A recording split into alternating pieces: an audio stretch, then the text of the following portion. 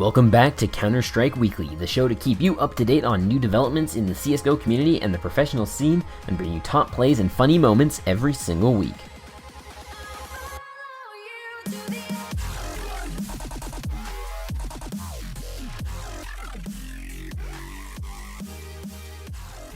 This episode is sponsored by CSGO Barracks, a brand new gambling website with a ton of cool features. This week, they've given us a minimal wear stat track AK-47 front side Misty to give away on our Twitter, so be sure to hit up the link down in the description for a chance to win.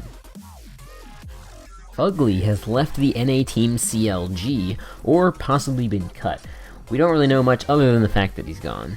Potential replacements have been rumored to be the likes of Michaelele, Freakazoid, or Xantares, but there is no solid proof or statements from the team on who they will pick up.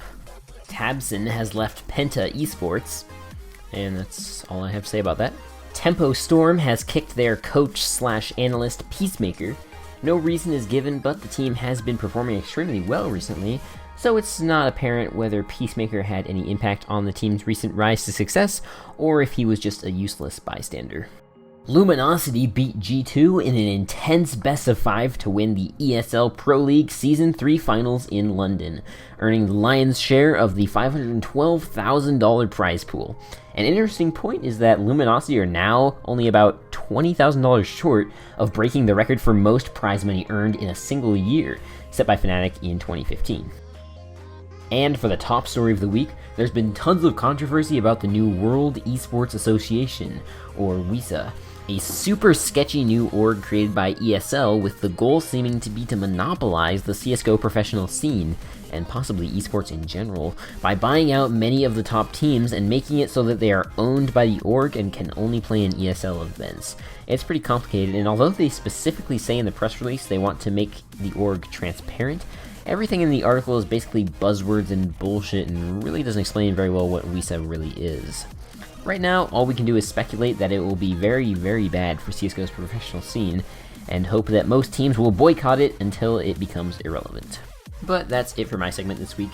Let's head over to community news with Donut. Take it away. I'm Donut, let's get right into this. First up, we have some map updates. FM Pwn, the maker of competitive map Cache, has decided to update it with new HD textures. Much of the ground and sides of buildings have been updated with more detail. Nuke has also been slightly updated. Stacks of crates were removed from CT's side, which makes it much safer for CTs to watch outside in Marshmallow. The railings of stairs of Hut were also removed, and it's also been heavily optimized to cause less lag. If you type "go yourself CSGO" into your web browser, it brings you straight to the Counter-Strike Global Offensive subreddit. Nobody knows why. Many people didn't know that ESL made a skin collection that consists of some pretty sick skins in my opinion. They used the color scheme and the style of the ESL logo to create an AK, an M4A4, an M4A1S, and an OP skin. Here's a lesser known flash for Mirage's Nest that will definitely give you the upper hand in peeking mid. Here's another lesser known aspect of the game. This jump is actually possible if you do it just right. A YouTuber by the name of Average Jonas has made a pretty funny parody of the famous CSGO Toxic Russians.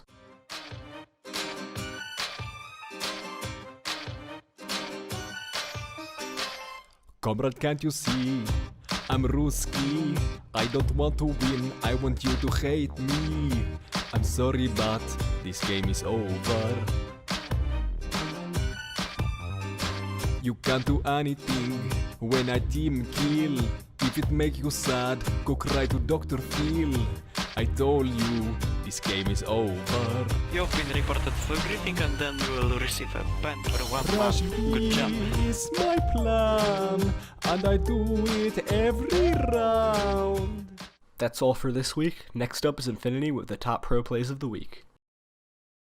Coming in at number 3, we have coldzera in a 1 vs 2 situation, pulling through for his team.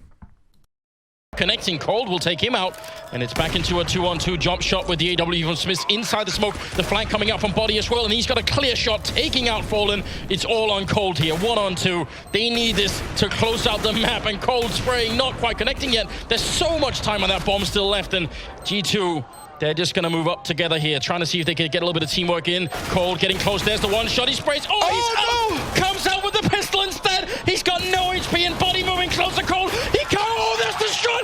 Cold Zero for the quad kill. Luminosity are gonna make it to 14 rounds. And in the number 2 slot, we have Sharks going big with a 1 versus 4 retake on Dust 2 A site against LG in the finals this week. Just Luminosity systematically shutting him down. It was like trading places, right? All of a sudden, they're the terrorists trying to run up Cat, and you got the CT guy sitting by cars with the op. Follows like, great, I'll take those shots all day. Triple kill for Fallen, who has been carrying his team. He is the captain here, and he has been top fragging for a very long time here on Dust 2. It's on Shox in a 1-on-3 to try and keep it alive. Otherwise, we'll go to a 5th map in the grand finals. Shox tabs out 1, and that's a deadly kill. Goes for the 2nd, and he's moving closer, looking for the quad clutch here. FNX, the last man alive. He's going to tap the bomb once. Shox springs. Oh, Shox! You've got to be kidding. He takes the quad kill.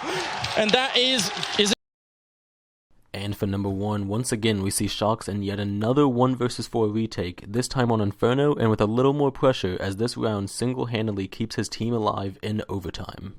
Flash is actually going to flash his way right through, right into a Molotov. Doesn't matter, he holds down mouse 1, but Taco finds him nonetheless. And FNX is there to pick up a kill as well. Straight into CT! Oh, FNX shows no fear.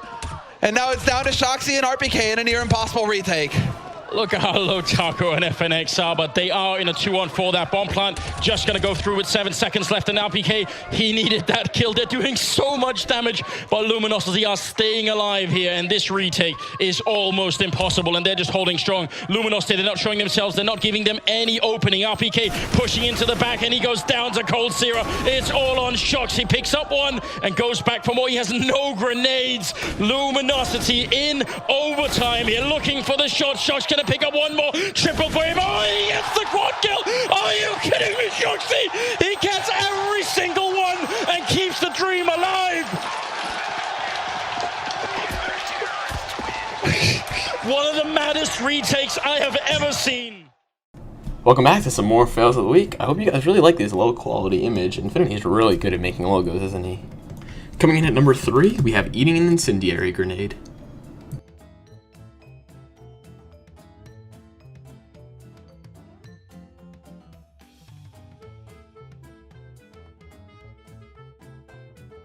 Coming in at number 2, we have when all else fails, go face trick shot.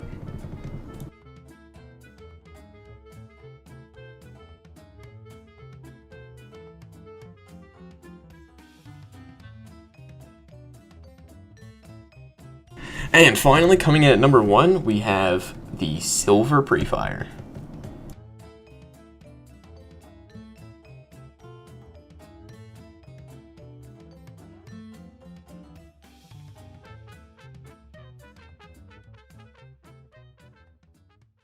And that is it for this week's episode of Counter-Strike Weekly. Hope you guys have enjoyed it. There's a like button down below if you want to show your support for the series. Also, if you have any suggestions or feedback, definitely be sure to drop a comment down below. We'd love to hear what you have to say.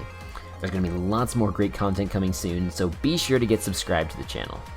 My name is Ben with Royal Blue Gaming, and I'll see you next time. Peace out.